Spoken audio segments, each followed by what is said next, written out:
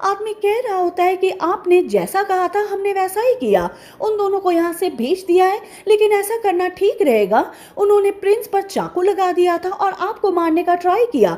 यूसुफ पूछ रहा होता है कि जब मुझसे फाइट कर रहा था तो मैं कैसा दिख रहा था, क्या मैं अपने बेटे की तरह था? वो भी हाँ भरते हैं। अब यूसुफ कह रहा होता है कि वहां पर जो कुछ भी हुआ था मुझे याद ही नहीं है।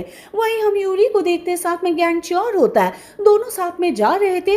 यूरी अपने आप से कह रही होती है कि ये गैंगचोर ठीक कह रहा था कि 8 फीट वाला घोस्ट वापस आएगा, लेकिन मैं इस बात के लिए श्योर नहीं हूं कि मैं उसे अकेले हरा दूंगी।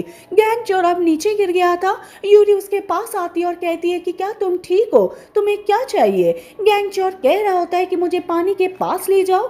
अगले सीन में गैंगचोर पानी के अंदर होता है और अपने आप को रिलीफ फील करवा रहा होता है। यूरी पास में होती है, इसको देख रही होती है और अपने आप से कहती है कि इसे पानी की जरूरत तो है ही, वैसे भी एक ड्रैगन है, इतने बुरे भूत से लड़ना आसान काम नहीं है। गैंगचोर अपने हाथों को देख रहा होता है और कहता है कि मैं अच्छा फील कर रहा हूँ। बाद में यूरी को देखता है जो कि इसको देख रही होती है।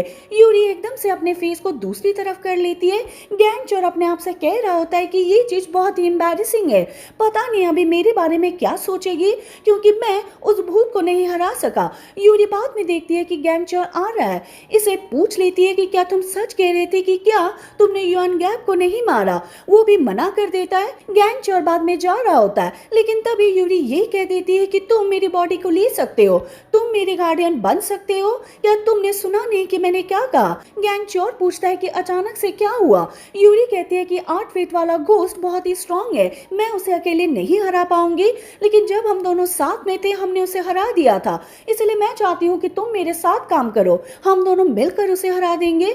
मैं चाहती हूँ कि तुम युआन गैप को बचा लो, अगर तुम ऐसा कर देते हो तो मेरी बॉडी ले जाना और तुम हेवन में चले जाना, मैं तुम्हारे लिए प्रे भी करूंगी। गैंगचोर कह रहा होता है कि मैं 13 साल से तुम्हारे आगे पीछे घूम रहा हूँ ताकि तुम मुझे अपनी बॉडी दे सको, और अब तुम युआन गैप को बचाने के लिए मुझे अपनी बॉडी देने वाली हो। ये कहकर ही चला गया था। यूरी चिल्ला रही होती है लेकिन वो इसकी नहीं सुनता।